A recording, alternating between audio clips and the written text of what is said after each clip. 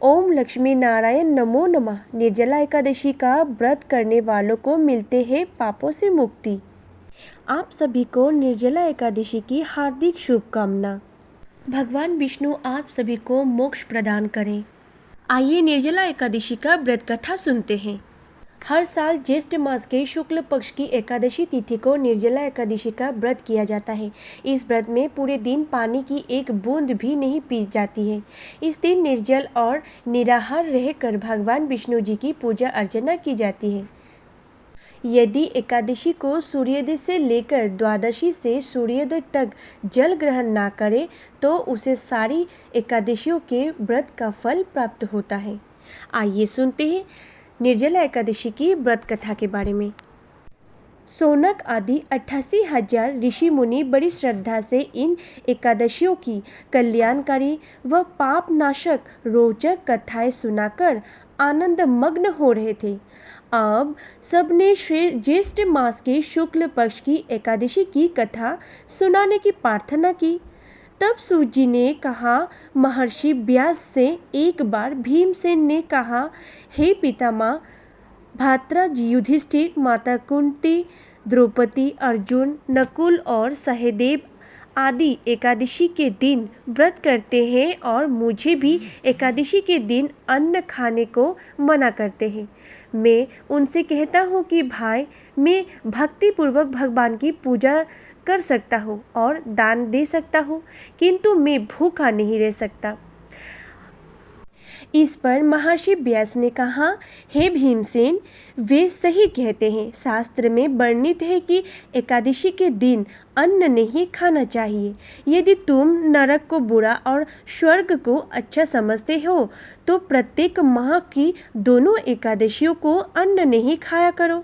महर्षि व्यास की बात सुन भीमसेन ने कहा, हे पितामह, मैं आपसे पहले ही कह चुका हूँ कि मैं एक दिन तो क्या, एक समय भी भोजन किए बिना नहीं रह सकता। फिर मेरे लिए पूरे दिन का उपवास करना क्या संभव है? मेरे पेट में अग्नि का वास है, जो ज़्यादा अन्न खाने पर भी शांत होता है। यदि मैं प्रयत्न करूँ तो वर्ष में एक ही एकादशी का व्रत अवश्य कर सकता हूँ। अंत आप मुझे कोई एक ऐसा व्रत बतलाइए जिसके करने से मुझे स्वर्ग की प्राप्ति हो सके। भीमसेन की बात सुन व्यास जी ने कहा, हे पुत्र, बड़े बड़े ऋषि और महर्षि ने बहुत से शास्त्र आदि बनाए हैं। यदि कलयुग में मनुष्य उनका आचरण करते तो अवश्य ही मुक्ति को प्राप्त होता है। उनमें धन बहुत कम खर्च होता है।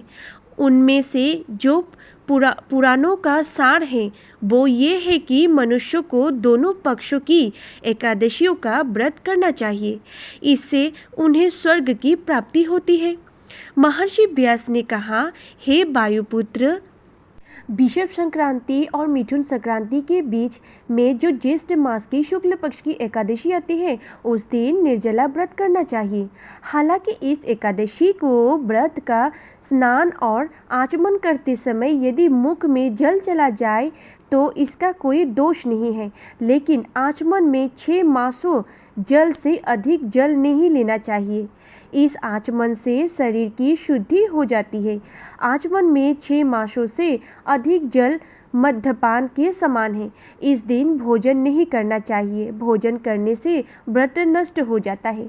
सूर्योदय से सूर्यास्त तक यदि मनुष्य जल पान न करे तो उससे 12 एकादशी के फल की प्राप्ति होती है। द्वादशी के दिन सूर्योदय से पहले ही उठना चाहिए। इसके बाद भूखे ब्राह्मण को भोजन कराना चाहिए। इसके बाद स्वयं भोजन करना चाहिए। हे भीमसेन, स्वयं भगवान ने मुझसे कहा था कि इस एकादशी का पुण्य सभी तीर्थों और दान के बराबर है। एक दिन निर्जला रहने से मनुष्य पापों से मुक्त हो जाता है।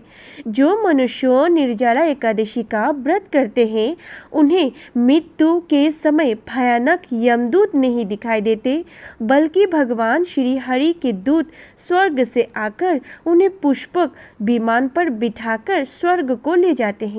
संसार में सबसे उत्तम निर्जला एकादशी का व्रत है। अंत यत्नपूर्वक इस एकादशी का निर्जल व्रत करना चाहिए।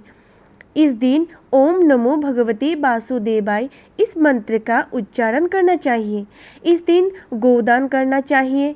इस एकादशी को भीमसेना या पांडव एकादशी भी कहते हैं। वेद व्यास जी आगे कहते हैं कि हे कुंती नंदन, निर्जला एकादशी के दिन अब जो दान का महत्व बताया गया है उसे ध्यान से सुनो।